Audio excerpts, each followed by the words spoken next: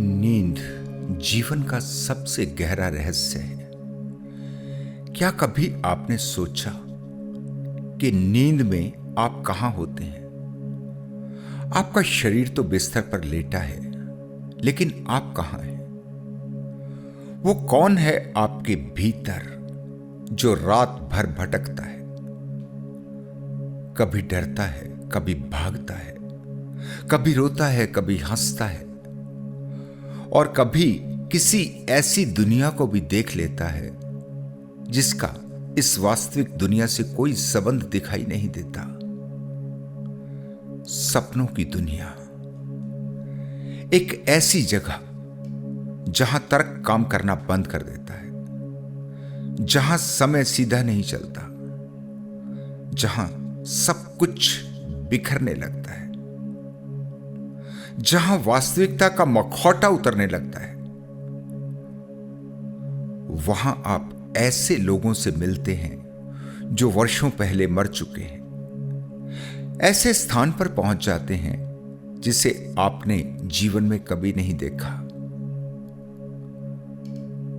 कभी कभी आप ऐसे दृश्य देख लेते हैं जो बाद में आपका भविष्य बन जाते हैं। कभी कभी आप सपनों में भविष्य देख लेते हैं। अगर आपके जीवन में कोई घटना होने वाली है, उसे आप पहले ही देख लेते हैं। यह कोई चमत्कार नहीं, यह डेटा एनालिसिस है।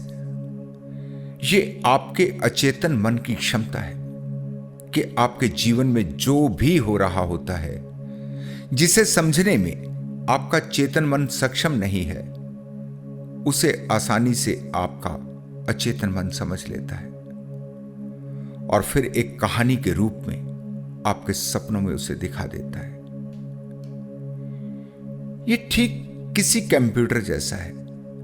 जैसे कंप्यूटर इंसानी दिमाग से कहीं ज्यादा कैलकुलेशन कर सकता है, गणना कर सकता है, ठीक वैसे ही आपके अचेतन मन की क्षमता आपके चेतन मन से 10 गुना से भी ज्यादा शक्तिशाली है, और कहीं कहीं तो यह कंप्यूटर से भी ज्यादा शक्तिशाली है।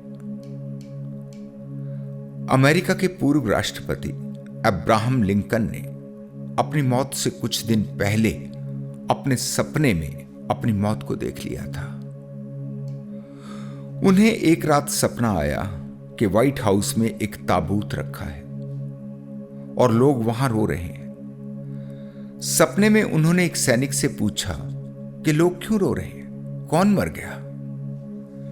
सैनिक ने कहा कि अमेरिका के राष्ट्रपति की हत्या हो गई और उन्हीं का शव ताबूत में रखा है। इस सपने के कुछ दिन बाद ही अब्राहम लिंकन की सचमुच हत्या कर दी गई।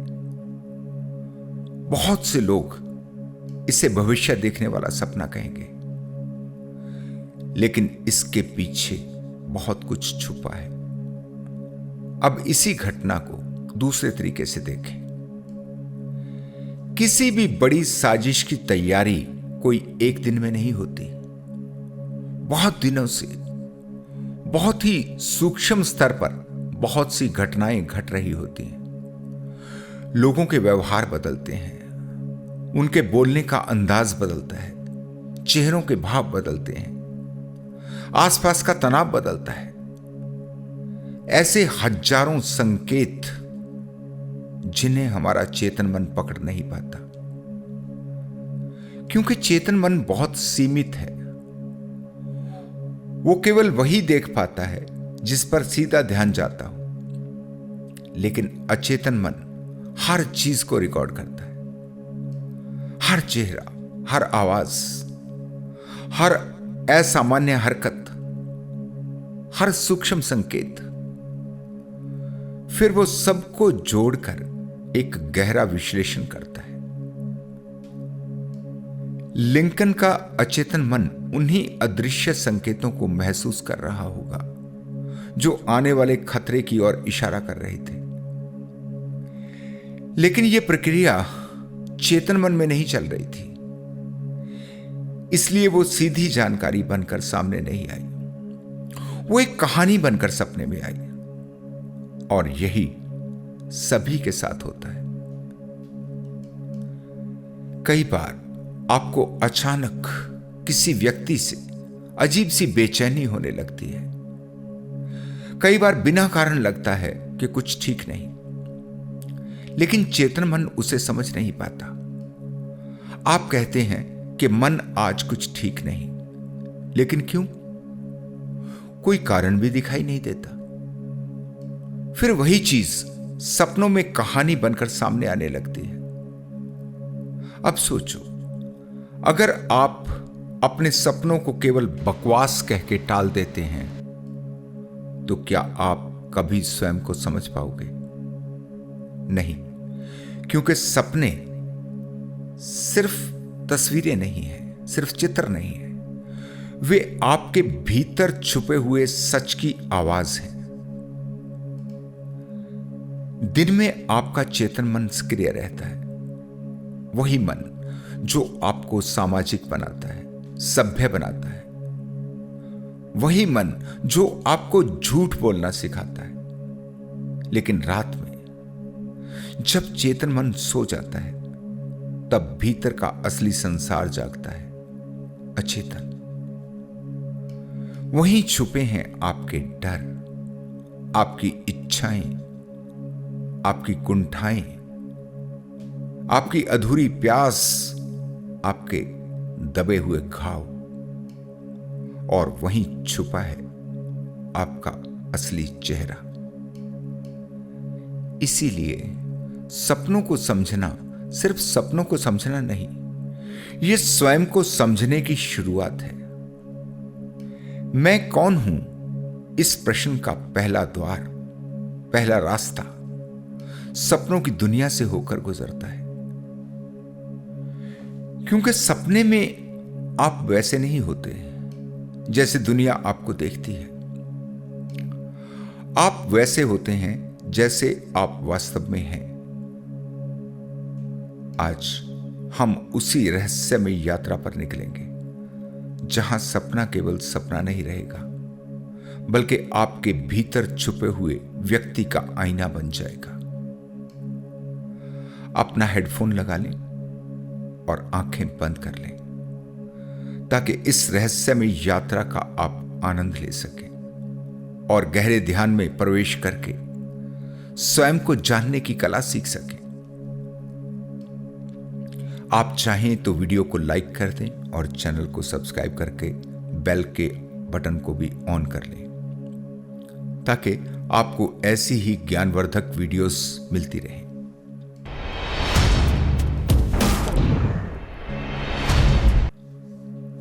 हर व्यक्ति के कम से कम 3 रूप हैं। ज्यादा तो कितने भी हो सकते हैं, लेकिन 3 तो कम से कम हैं ही। पहला, जैसा वो अपने को समझता है कि ये मैं हूं। दूसरा, जैसा वो अपने को दिखाना चाहता है कि मैं ये हूं। और तीसरा, जो वास्तव में वो है, जिसका उसको स्वयं भी नहीं पता कि मैं वास्तव में कौन हूं। अपने इसी रूप की खोज का नाम अध्यात्म है।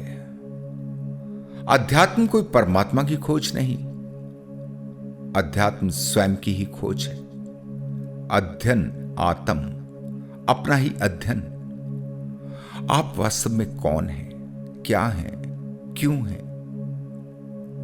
बहुत गहरे में छुपा हुआ आपका तीसरा रूप। आप स्वयं को बहुत अच्छा व्यक्ति समझते हैं, लेकिन आपके भीतर कहीं गुस्सा, ईर्ष्या, डर सब छुपा हुआ हो सकता है, होता ही है, जो कि समय समय पर आप अनुभव करते हैं। आप भले ही बाहर से शांत दिखें, भीतर तो एक तूफान चल रहा होता है, किसी के कम तो किसी के ज्यादा। आप अपने बारे में उतना ही जान सकते हैं जितना कि आपके चेतन मन की क्षमता है, और चेतन मन है 10% से भी कम। जो 90% अचेतन मन है, वही आपका असली स्वरूप है, जिसके बारे में आप कुछ भी नहीं जानते। आप जो भी दिन भर में करते हैं वो सब आपके चेतन मन से आता है, लेकिन जब आप सो जाते हैं तब आपका चेतन मन सो जाता है। वही मन जो सोचता है, विचार करता है, तर्क करता है, जो निर्णय लेता है, वो मन शांत हो जाता है। नींद में ना आपका कोई नाम है ना पहचान। नींद में आपका संपर्क चेतन से टूटकर आपके अचेतन से जुड़ जाता है, और यही अचेतन मन आपका वास्तविक रूप है, आपके जीवन का पूरा प्रोग्राम है। आपकी हर दबाई हुई इच्छा, हर अधूरी भावना, हर वो बात जो आप कभी किसी से कह नहीं पाए, सब कुछ वहीं जमा है। आपका दिन भर का सोचना आपकी बाहरी दुनिया है, जबकि आपके सपने आपकी भीतरी दुनिया से आते हैं, मन के उसी हिस्से से आते हैं जिसे आप नहीं जानते। बहुत बार आप ऐसे सपने देखते हैं जो आपने कभी सोचे भी नहीं होते। आप सपने में एक अनजान घर को देख सकते हैं, लेकिन उस समय आपको लगता है कि यही आपका घर है। आप अनजान लोगों को, अनजान जगह को, अनजानी चीजों को देख सकते हैं, जो कि सपने में आपको सब जाना पहचाना लगता है। कुछ भी अनजान नहीं लगता। आप ऐसी घटनाएं देखते हैं, ऐसे दृश्य, ऐसे भाव, जिनका आपके दिन भर के जीवन से कुछ लेना देना ही नहीं होता, और जब आप जागते हैं तो बहुत हैरान होते हैं। आप कहते हैं कि ऐसा तो मैंने कभी सोचा भी नहीं। हां, आपने नहीं सोचा, चेतन मन ने नहीं सोचा, लेकिन वो सब आपके अचेतन ने सोचा। जो भी आपके अचेतन में आपकी जानकारी के बिना चल रहा था, वही सपना बनकर सामने आया। सपना केवल यादों का खेल नहीं, ये कुछ और है, कुछ ऐसा जो आपको आपके बारे में बता रहा है। सपने ही आपके असली रूप को, आपके उस रूप को समझने में सहायक हैं जिसको आप स्वयं भी नहीं जानते। न तो सपनों में आपका भविष्य छुपा है, और ना ही सपने आपको डराने के लिए आते हैं। ना ये कोई रहस्यमय संकेत है। हां, कभी कभी ये आपको जीवन में आने वाली समस्याओं से, खतरों से परिचित करवा सकते हैं। इसका कारण इतना ही होता है कि आपका अचेतन मन जो भी बाहर देखता है, जितना डेटा इकट्ठा करता है, उसको समझने के लिए वो अपने चेतन मन से 10 गुना ज्यादा सक्षम है। वो चुपचाप अंदर ही अंदर अपना काम करता है, और फिर वही बाहर की घटनाओं को समझकर आपको खतरे की सूचना दे सकता है। वैज्ञानिकों के अनुसार एक आम व्यक्ति को हर रोज 4 से 6 सपने आते हैं। कुछ व्यक्तियों को इससे भी ज्यादा सपने आते हैं, जिनमें से 1-2 सपने ही आप याद रख पाते हैं। ज्यादातर वही सपने याद रहते हैं जो सुबह सुबह जागने से पहले आपको आते हैं। और यह भी जरूरी नहीं कि हर सपने में आपको कोई दृश्य ही दिखेगा। कई सपने तो केवल भावनाएं या फिर आवाजें या फिर कुछ अस्पष्ट अनुभवों जैसे भी होते हैं। इसीलिए कई बार आपको लगता है कि रात को कुछ अजीब सपना देखा, लेकिन वो क्या था कुछ याद नहीं, क्योंकि सपना पूरी तरह चेतन स्मृति में प्रवेश नहीं कर पाया। आपके सपने आपके भीतर की भाषा है, एक ऐसी भाषा जिसे आपने कभी सीखा नहीं, लेकिन ये हमेशा आपसे कुछ कह रहे हैं। अब जरा सोचो कि जो ना तो आपका भविष्य है, ना ये आपके दिन भर के विचार हैं, फिर ये हैं क्या? इनसे आपको क्या मिल सकता है? और सपनों की भाषा को आप कैसे समझ सकते हैं? जीवन भावनाओं का संग्रह है। अच्छी भावनाएं, बुरी भावनाएं, ठीक या गलत, हर तरह की भावनाएं, प्रेम की, घृणा की, रिश्तों की, और भी न जाने कितनी तरह की। आप सभी भावनाओं को दो हिस्सों में बांट कर देखते हैं। आप कहते हैं ये अच्छी हैं और ये बुरी, जबकि ये केवल भावनाएं हैं। यहां अच्छा और बुरा कुछ भी नहीं, क्योंकि भावनाओं को आप नहीं बनाते, ये अपने आप से हैं। कुछ को आप स्वीकार करते हैं, कुछ को नहीं। जिनको स्वीकार नहीं करते, जिनको आप बुरी समझकर दबा देते हैं, वो गहरे में आपके मन में अपनी जड़ें जमा लेते हैं, क्योंकि आप चेतन मन में इन्हें प्रवेश नहीं देते, इसलिए ये अचेतन में प्रवेश कर जाती हैं और फिर इनको निकलने का रास्ता चाहिए।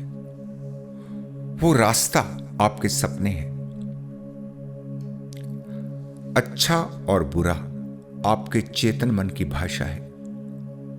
अचेतन के लिए कुछ भी अच्छा बुरा नहीं है, बस जो है सो है। वहां समग्र स्वीकार है। सपना आपकी असली तस्वीर दिखाता है, आपके अचेतन मन की खिड़की है, जिसमें अगर आप झांकना सीख जाएं तो आप स्वयं को पहली बार देख पाते हैं। पहली बार स्वयं से पहचान होती है।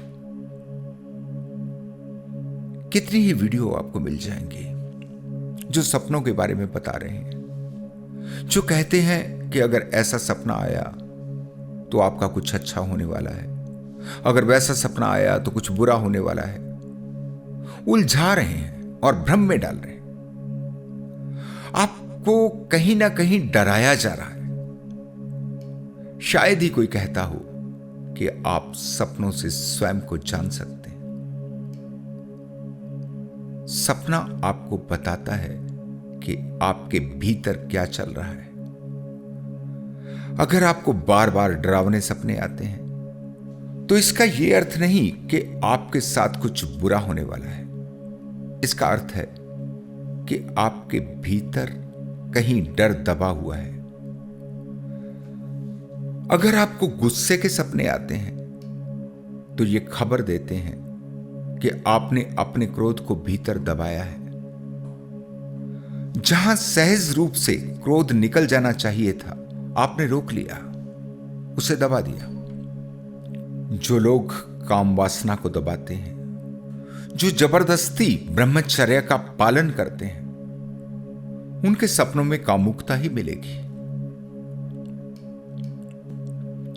कुछ वर्ष पहले की बात है। एक 70 वर्ष की महिला जो कि गायनिकोलॉजिस्ट है, डॉक्टर हैं, उन्होंने एक बार मुझे कहा कि मैं जब भी ध्यान में बैठती हूं तो मेरे मन में गंदी गंदी गालियां चलने लगती हैं, अश्लील गालियां जो मैं सुन भी नहीं सकती। वो मेरे मन में क्यों चलती हैं और मुझे बहुत बुरा लगता है, क्योंकि ध्यान में भी आप अपने अचेतन से जुड़ते हैं, चेतन मन के पार जाते हैं, तो यहां भी वही अवस्था घट जाती है। चेतन मन तो किसी न किसी क्रिया में, किसी विचार में व्यस्त रहता है। जब शांत होकर ध्यान में बैठोगे तो चेतन से संपर्क टूटेगा, तो अचेतन में जो दबा है बाहर आएगा। अब पता नहीं उनके जीवन में क्या कुछ रहा होगा, क्या क्या उन्होंने अपने भीतर दबाया होगा, जो अब ध्यान में निकल रहा है, सपनों में निकल रहा है। मैंने उनसे कहा कि आप एक प्रयोग करो, कम से कम 7 दिनों के लिए आप मेरी बात मान लो और फिर परिणाम देखो। मैंने कहा कि आप अपने को अकेले में अपने कमरे में बंद कर लो, जहां से आपकी आवाज बाहर ना जाए, और जो गालियां आपके मन में आती हैं, कम से कम आधा घंटा आपने उनको अपने मुंह से बोलना है, और पूरी लगन से, पूरी शक्ति से, ठीक वैसे ही जैसे आप ध्यान करते हैं या जाप करते हैं। आप इसके अच्छे बुरे की फिक्र नहीं करो। आप 7 दिन तक प्रयोग करो, और हो सके तो दिन में 2 बार करो। मेरी बात को मानने में उन्हें मुश्किल लगी। उन्होंने कहा कि ऐसे कैसे मैं ये करूं। मैंने कहा कि फैसला आपको करना है, आपने इन गालियों से छूटना है या नहीं। अगर छूटना है तो प्रयोग करके देख लो। जब आपको कोई सुन ही नहीं रहा तो क्या फर्क पड़ता है। वो पढ़ी लिखी थी, एक डॉक्टर थी, मनोविज्ञान को भी थोड़ा बहुत समझती रही होंगी। उन्होंने मेरी बात मान ली। चौथे दिन ही उन्होंने मुझे कॉल किया। वो बहुत खुश थी और उन्होंने कहा कि आपने कमाल कर दिया, अब तो ध्यान में कोई गाली नहीं आती, मैं एकदम शांत और सहज रहती हूं। मैंने कहा कि यही एक तरीका है, जो भीतर दबा है उसे सही से नहीं निकालोगे तो फिर वो गलत रास्तों से निकलेगा। वो तो भीतर का प्रेशर है, जहां भी रास्ता मिलेगा वो निकलेगा ही। बहुत से लोगों पर मैंने प्रयोग किए। किसी को बहुत क्रोध आता है, उनको भी मैंने ऐसे ही प्रयोग करवाए।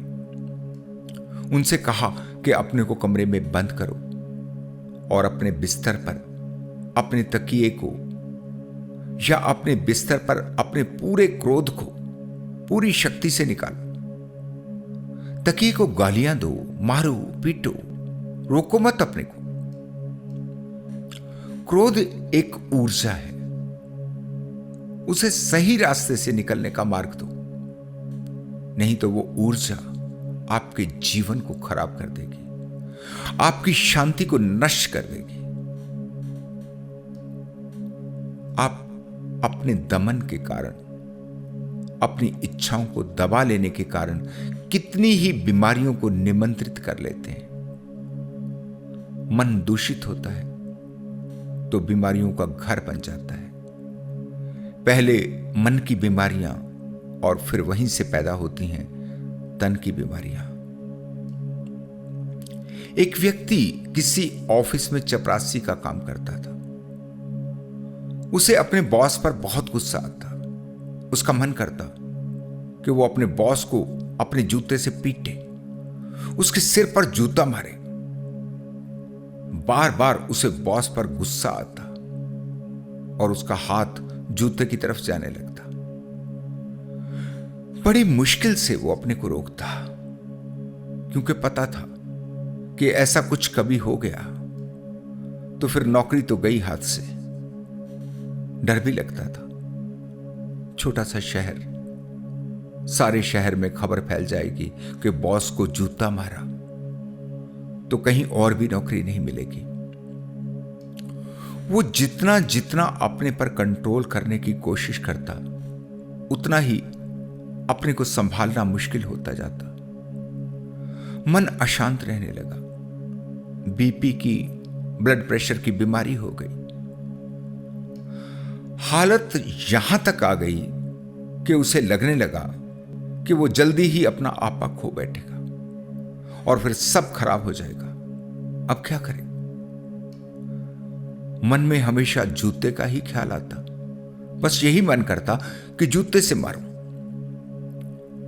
तो उसने सोचा कि अब एक ही तरीका बचा है कि मैं जूता पहनना ही बंद कर दूं। ऑफिस में नंगे पैर जाना ठीक है, ना होगा बांस, ना बजेगी बांसुरी। तो उसने ऑफिस में जूता पहनकर आना ही छोड़ दिया। ऑफिस के लोग उसे देखते, हैरान होते। कोई पूछता, अरे राम सिंह, जूते क्यों नहीं पहने, नंगे पांव क्यों आ रहे हो? उसने सफाई में कह दिया कि बस एक छोटा सा व्रत लिया है, उसी का पालन कर रहा। उसे लगता था कि यह तरीका काम कर जाएगा, लेकिन जूतों से गुस्से का क्या लेना देना? जूतों के कारण गुस्सा थोड़ी कम हो जाएगा। बॉस जब भी डांट लगाए, बुरा बोले, तो गुस्सा फिर वहीं का वहीं, फिर जूता मारने का ख्याल। अब अपना जूता तो है नहीं। उसकी नजरें दूसरे लोगों के जूतों पर जाने लगी। उसका मन करता कि किसी दूसरे का जूता निकालकर बॉस के सिर पर मारूं। अब तो स्थिति पहले से भी खराब हो गई। अपना जूता पहनना छोड़ दिया, यहां तक तो ठीक था, लेकिन दूसरों का जूता पहनना वो कैसे बंद करवा सकता है? अब क्या करें? जब बेहद परेशान हो गया तो किसी ऐसे व्यक्ति से उसने अपनी बात कही जो कि मनोविज्ञान की समझ रखता था। उसने कहा कि तू बिल्कुल फिक्र नहीं कर, मैं ये सब ठीक कर दूंगा, लेकिन तुझे मेरी कुछ बातें आंख बंद करके माननी होगी। कुछ क्रियाकलाप, कुछ पूजा पाठ जैसा कुछ करना पड़ेगा। उसने कहा, मैं कुछ भी करने को तैयार हूं, तुम जो भी कहोगे मैं ठीक वही करूंगा, बस तुम किसी तरह मुझे बचा लो। मुझे कोई रास्ता नहीं दिख रहा। मैं जरूर किसी दिन बॉस के सिर पर जूता मार दूंगा और मैं मुसीबत में फंस जाऊंगा। मैं बार बार अपने होश खो रहा हूं। उस व्यक्ति ने कहा कि तुम ये बताओ, क्या किसी तरह तुम्हें तुम्हारे बॉस की एक फोटो मिल सकती है? उसने कहा, हां, इसमें तो कोई बड़ी बात नहीं। तो ठीक है, अब तुमने उसकी एक फोटो को अपने कमरे की किसी दीवार पर लगा लेना है और फिर सुबह शाम जैसे पूजा पाठ करते हैं, ठीक उसी तरह से तुमने उस फोटो को जूते से पीटना है। जी भर के जूते मारने हैं। भला बुरा जो भी बोलना, वो सब अपने पूरे क्रोध को उसकी फोटो पर निकालना है और इसे पूरी निष्ठा से करना है। ऐसा मत समझना कि ये फोटो है, तुम ऐसे ही समझना कि बॉस ही सामने है और तुम उसे जूते से मार रहे हो।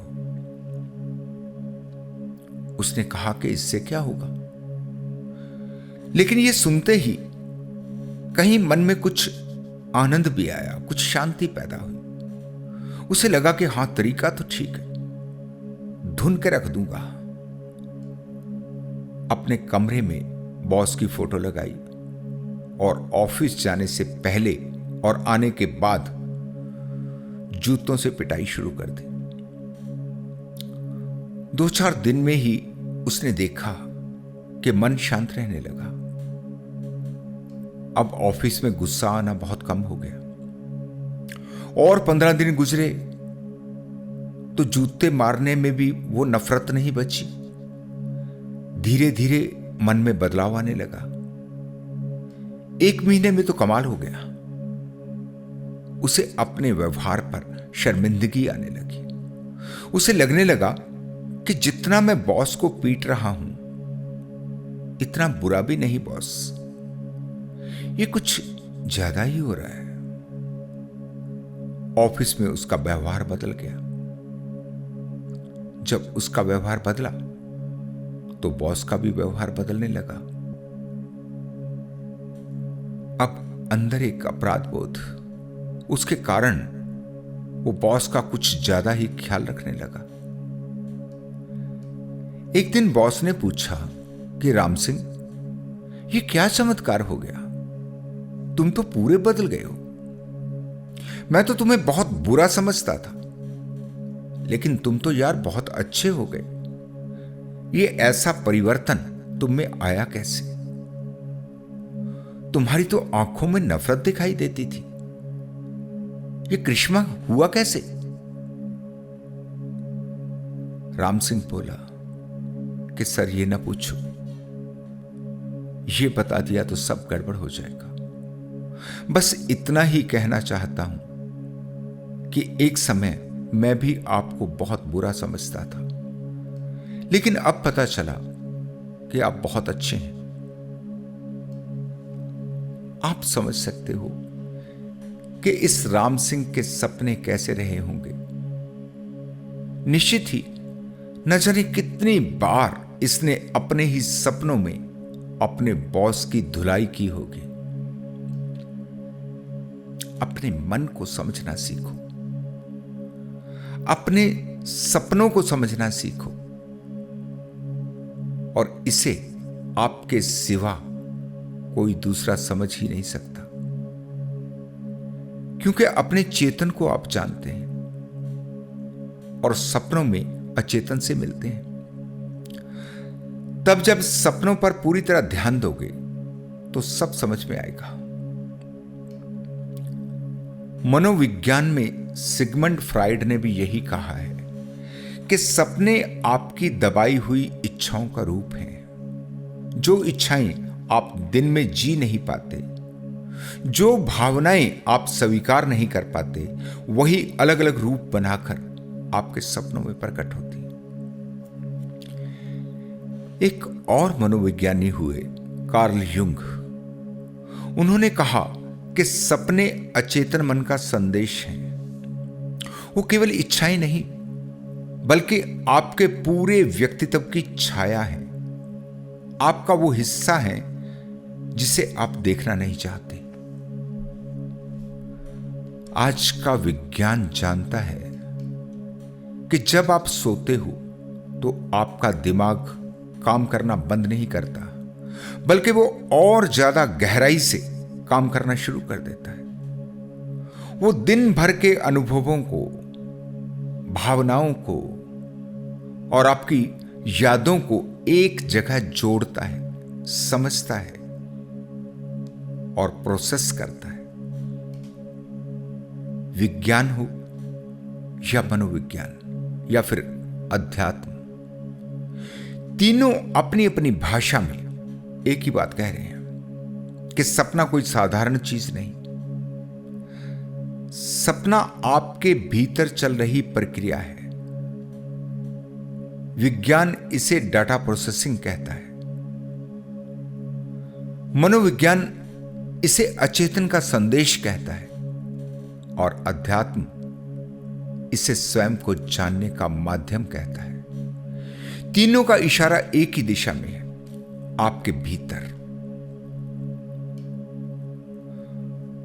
अभी इतना तो समझ में आ गया कि सपने कहां से आते हैं, लेकिन सपने आपको क्या संदेश देना चाहते हैं? सपने कहते क्या है?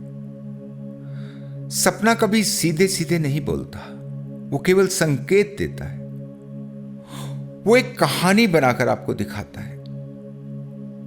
अगर आप कभी ध्यान से सपनों को देखेंगे, उन्हें याद रखेंगे, बल्कि उनको लिख कर रखेंगे, तो आप पाएंगे कि हर सपना आपकी अपनी ही कहानी है। कुछ लोग सपना देखते हैं कि जैसे आसमान में उड़ रहे हैं, और ये बहुत आम है। बहुत व्यक्ति इस तरह का सपना देखते हैं। उन्हें आकाश में उड़ना अच्छा भी लगता है और साथ में डर भी लगता है कि कहीं नीचे गिर ना जाए। लेकिन अगर वो अपने जीवन में झांकेंगे तो समझ में आएगा कि या तो उनकी महत्वाकांक्षाएं बहुत ज्यादा हैं, या तो वो बड़े बड़े पदों पर जाना चाहते हैं, या फिर वो भीतर से बंधे हुए हैं जिम्मेदारियों में, किसी डर में, या फिर किसी अपेक्षाओं में। अब उनका मन आजादी चाहता है, आजादी से खुली हवा में उड़ना चाहता है। इसलिए सपने में वो अपने आप को उड़ते हुए देखते हैं। एक व्यक्ति जिसे बार बार सपना आता है कि वो बाजार में खड़ा है और अचानक उसे एहसास होता है कि उसने नीचे के कपड़े नहीं पहने, वो नीचे से पूरी तरह नंगा है। वो घबरा जाता है, अपने ऊपर के कपड़े से नीचे को ढकने की कोशिश करने लगता है, लोगों से नजरें चुराता है और अपने को छिपाने का प्रयास करता है। अब यह सपना क्या कहता है? यह सपना कहता है कि भीतर कहीं गहरे में कोई डर छिपा है, कोई जीवन के राज जिनके खुलने का खतरा महसूस होता है। उसे डर है कि लोग क्या कहेंगे, कहीं उसकी असलियत लोगों के सामने ना आ जाए। किसी को सपना आता है कि जैसे वो किसी ऊंचाई से नीचे गिर रहा है, और जैसे ही वो जमीन के नजदीक पहुंचता है तो डर कर उसकी आंख खुल जाती है। ये सपना कंट्रोल खोने के डर को दिखा रहा है। इसे लगता है कि समस्याएं उलझती जा रही हैं जो कि उसके काबू में नहीं आ रही, और उसका यही डर सपने बनकर उसे एक कहानी दिखा रहा है। सपना आपकी ही कहानी है। जब आप इस भाषा को समझने लगते हैं तो धीरे धीरे आपको अपने भीतर की आवाज सुनाई देने लगती है। तो अब इतना तो हुआ कि सपने कहां से आते हैं और क्या कहते हैं। अब आपको समझना है कि आप इनका प्रयोग कैसे करें। सपनों को समझकर आप अपने जीवन को बदल सकते हैं। आप अपने डर से बाहर हो सकते हैं और आपकी दबी हुई इच्छाओं और कुंठाओं को समाप्त कर सकते हैं। अपने सपनों को समझना ही आपकी मानसिक परेशानियों को हल कर सकता है। आपका हर सपना आपके भीतर की किसी अधूरी प्रक्रिया को दिखा रहा है। कुछ ऐसा जो पूरा नहीं हुआ, कुछ ऐसा जो अंदर ही दबा रह गया, कुछ ऐसा जिसे आप बाहर महसूस नहीं कर पाए। एक बात ठीक से समझ लेना कि जब तक कुछ भी अधूरा है तो वो आपको परेशान करता रहेगा, जागते हुए भी और सोते हुए भी, दिन में भी और रात में भी। लेकिन जैसे जैसे आप उसे समझने लगते हैं, उसे जानने लगते हैं, वो धीरे धीरे अपना असर खोने लगता है। यहीं से एक नई दिशा की शुरुआत होती है, जहां आप सपनों से भागते नहीं बल्कि उन्हें समझते हैं, उनसे अपनी बीमारी को पहचानते हैं। बस इतना ही मामला है। जितना जितना आप समझते जाते हैं, आप अपने को जानते जाते हैं, आपकी समझ गहरी होती चली जाती है। और जैसे ही समझ गहरी होती है तो फिर आप में एक परिवर्तन होता है। आप वो पहले वाले व्यक्ति नहीं रहते, आपका रूपांतरण हो जाता है। आप हल्के होने लगते हैं, आपके भीतर का बोझ कम होने लगता है। अब आप उससे लड़ते नहीं, आप उसे देखते हैं। सबसे पहले एक काम करना है, अपने सपनों को याद रखना है। सुबह उठते ही पहला काम यही कि रात में क्या सपना देखा, उसे ठीक से याद रख लो। हो सके तो किसी डायरी में उसे नोट कर लो, क्योंकि सपने बहुत जल्दी भूल जाते हैं। सुबह जब आप जागें तो तुरंत उठकर भागे नहीं, जरा सा रुकें, याद करें कि आपने क्या देखा। हो सकता है एकदम से आपको कुछ भी याद नहीं आए, लेकिन धीरे धीरे आपके सपने साफ होने लगेंगे। सपनों को पकड़ने की कोशिश नहीं करनी, उसे महसूस करना है। पहले समझना नहीं है, पहले उसे एक बार फिर से वैसे ही जीना है, उसे अनुभव करना है, फिर उस पर ध्यान देना। सपने में क्या था? कोई डर, कोई खुशी, या कोई घबराहट थी, या फिर कोई बेचैनी? सपने की कहानी महत्वपूर्ण नहीं है, सपने की भावना महत्वपूर्ण है। सपना भावना की भाषा है। अब इस भावना को अपने जीवन से जोड़कर देखना है। क्या कहीं वही घबराहट या बेचैनी आपके जीवन में है? क्या कोई डर जीवन में इसी तरह की भावना को जन्म देता है? क्या आपके रिश्तों में वैसा कोई भाव मौजूद है? और ध्यान रखना, कुछ भी दबाना नहीं। अगर सपना डरा रहा है तो उसे दबाओ मत। अगर गुस्सा है तो उसे बुरा मत कहो। कोई अजीब भावना है तो उससे भागना नहीं, बस उसे देखना है, उसे स्वीकार करना है। स्वीकार भाव को गहरा करना है। कुछ भी हो, अच्छा या बुरा, समग्र स्वीकार का भाव, जो है सो है, जैसा है सो है। तब एक दिन आप अचानक ही पाते हैं कि जिसको आप अच्छे और बुरे की भाषा में देख रहे थे, वो केवल आपकी सोच थी। वो सब गलत और मिथ्या है। यहां अच्छा बुरा जैसा कुछ भी नहीं, बस जो है वैसा ही है। ना कुछ अच्छा, ना कुछ बुरा। लेकिन यह समझ बाद में पैदा होती है। शुरू में तो आपको एक वैज्ञानिक की तरह से अपने सपने की भावना का अन्वेषण करना है। और यह बिल्कुल भी मुश्किल नहीं, बहुत आसान है। आप शुरू करो, बाकी सब अपने आप होने लगेगा। इसी का नाम जागरूकता है, इसी का नाम होश है। इसकी गति बेशक धीमी है, लेकिन धीरे धीरे आप रूपांतरित होते जाते हैं। कुछ ऐसे अनुभव आप करेंगे जिनको अभी आप सोच भी नहीं सकते।